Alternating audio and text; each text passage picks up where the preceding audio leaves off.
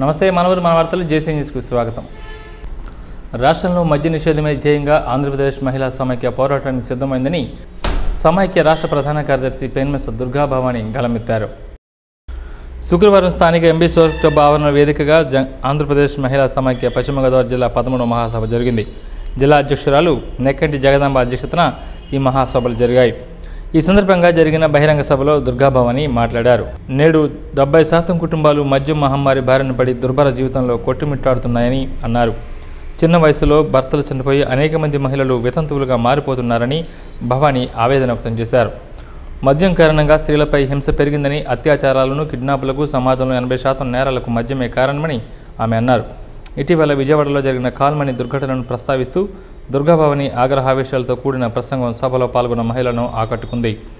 సభకు ముందుగా మహిళలు స్థానిక ఆర్డీఓ కార్యాలయం నుండి ఎంబీ క్లబ్ వరకు భారీ స్థాయిలో ప్రదర్శన నిర్వహించారు. డప్పు వాయిద్యాలు, నృత్యాల ర్యాలీతో ప్రత్యేక ఆకర్షణగా నిలిచారు.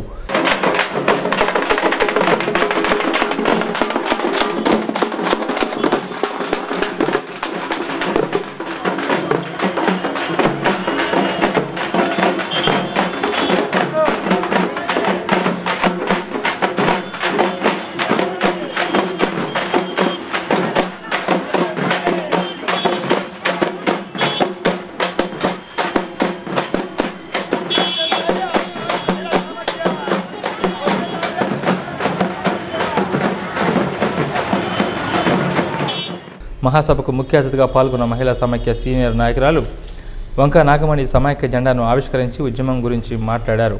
ఈ కార్యక్రమంలో సిపిఐ జిల్లా కార్యదర్శి డేగా ప్రభాకర్, మహిళా సమైక్య జిల్లా ప్రధాన కార్యదర్శి నేతల లక్ష్మి, కోశాధికారి వంగ వరలక్ష్మి, జిల్లా నాయకులు ఎండి మునీర్, సిపిఐ నాయకులు నెక్కంటి సుబ్బారావు, పోతన అప్పారావు, బూరుగుపల్లి సూరిబాబు, సోదం వెంకటేశ్వరరావు, జమ్మి శ్రీను, వేసంగి సత్యనారాయణ తదితరులు పాల్గొన్నారు. ఆంధ్రప్రదేశ్ మహిళా సమాఖ్య పశ్చిమ గోదావరి జిల్లా 13వ మహాసభలు జంగారెడ్డిగూడెంలో చాలా ఉత్సాహంగా జరుపుకుంటున్నాం. ఇవాళ రాష్ట్రంలో మహిళలు ఎదుర్కొంటున్న అనేక సమస్యల మీద సుదీర్ఘ పోరాటాలు చేసి అనేక విజయాలు సాధించిన ఆంధ్రప్రదేశ్ మహిళా సమాఖ్య రాష్ట్ర మహాసభలు కూడా ఈ నెల 21 నుండి 23వ తేదీ వరకు అనంతపురంలో జరగబోతున్నాయి. ఈ దేశంలో స్వేచ్ఛ కోసం, సమానత్వం కోసం, మహిళా సంక్షేమం కోసం, సాధికారత కోసం అనేక ఉద్యమాలు చేపట్టిన ఘనత ఆంధ్రప్రదేశ్లోనే మొట్టమొదటి మహిళా సంఘంగా ఆంధ్రప్రదేశ్ మహిళా సమాఖ్యకి సుదీర్ఘమైన పోరాట చరిత్ర ఉంది. అదే నేపథ్యంలో ఇవాళ ప్రభుత్వాలు అనుసరిస్తున్న ప్రజా వ్యతిరేక విధానాలు ఏ విధమైన ఇబ్బందులు కలగజేస్తున్నాయి దాని మీద కూడా భవిష్యత్ కార్యక్రమంగా మహిళా సమాఖ్య కార్యాచరణ రూపొందించుకోబోతా ఉంది. ఇవాళ రోజు రోజుకి మహిళల మీద అత్యాచారాలు పెరిగిపోతున్నాయి. అధిక ధరలు మహిళల్ని వంటింట్లోకి వెళ్లకుండా చేసే విధంగా ప్రభుత్వ విధానాలు ఉన్నాయి. దాంతోపాటుగా మద్యం ఏరిలై ప్రవహిస్తూ ఉంది. ఓ పక్క అక్రమ మధ్య రవాణా, కల్తీ మధ్య రవాణాతో అనేక కుటుంబాలు జీవనాలు దుర్భిక్షం పాలవుతూ ఉన్నాయి. అంతేకాకుండా ఇవాళ అరాచక శక్తులు రాష్ట్రంలో విజృంభిస్తున్నాయి. కాల్మనీ వ్యాపారంతో పేద ప్రజలను దోచుకునే దుండగులు రోజు రోజుకి పెరిగిపోతూ ఉన్నారు. ఇప్పటికే రాష్ట్ర ప్రభుత్వం జోక్యం చేసుకుని అనేక మంది కాల్మనీదారులను బయటపెట్టింది. ఎప్పుడైతే రాష్ట్రంలో ఈ కాల్మనీ వ్యాపారాలను పెంచి పోషించే దిశగా సన్నాహాలు సాగుతున్నాయో దానికి అండగా రాజకీయ పార్టీలు ఉన్న విషయం క్లియర్గా ఇవాళ మీడియా ద్వారా అర్థమవుతుంది. మేము రాష్ట్రంలో ఉన్న డ్వాక్రా గ్రూప్ మహిళలకు కనుక సకాలంలో రుణం మాఫీ చేసి రుణాలు సక్రమంగా అందించినట్లయితే ఇవాళ కాల్మనీ వ్యాపారాలు విచ్చలవిచ్చలుగా సాగేది కాదని ఆంధ్రప్రదేశ్ మహిళా సమాఖ్య మేము అభిప్రాయపడుతున్నాం. ఇప్పటికైనా రాష్ట్ర ప్రభుత్వాన్ని నిజంగా చిత్తశుద్ధిని ఉంటే ఈ రాష్ట్రంలో అధికారంలోకి వచ్చిన రోజు చంద్రబాబు నాయుడు గారు ఏదైతే వాగ్దానాలు చేశారో అధికారంలోకి వచ్చిన వెంటనే జాబ్ వస్తుందని, అధికారంలోకి వచ్చిన వెంటనే అధిక ధరలు తగ్గిస్తామని, అధికారంలోకి వచ్చిన వెంటనే డ్వాక్రా రుణ మాఫీ చేస్తామని, అధికారంలోకి వచ్చిన వెంటనే బెల్ట్ షాపులు రద్దు చేస్తాం, మద్యాన్ని నియంత్రిస్తామని చెప్పారు. ఆ వాగ్దానాలకు కట్టుబడి తక్షణం ఇచ్చిన హామీలు నిలబెట్టుకునే దిశగా చంద్రబాబు గారు పూడుకోవాలని, లేని పక్షంలో ఏదైతే మహిళల ఓట్లతో మీ గద్దెనెక్కారో ఆ మహిళలే తిరగబడే రోజు వస్తుందనే విషయాన్ని స్పష్టంగా చెప్తున్నాం. ఇదే భవిష్యత్తులో మహిళా సమస్యల పరిష్కారానికి పోరాట దిశగా మా ఉద్యమాలు ఉంటాయని చెప్పేసి ప్రజానికానికి తెలియజేస్తున్నాం. ప్రస్తుతం జరుగుతున్న శీతాకాల అసెంబ్లీ సమావేశాల్లో ఎస్సీ వర్గీకరణ బిల్లు ప్రవేశపెట్టాలని తీర్మానం చేయాలని స్థానిక ఎంఆర్పీఎస్ నాయకులు ఆర్డీఓ కార్యాలయం ఎదుట నినాదాలు చేశారు. మండల ఎంఆర్పీఎస్ ఆధ్వర్యంలో స్థానిక ఆర్డీఓ కార్యాలయం వద్ద ఎంఆర్పీఎస్ నాయకులు ధర్నా నిర్వహించారు.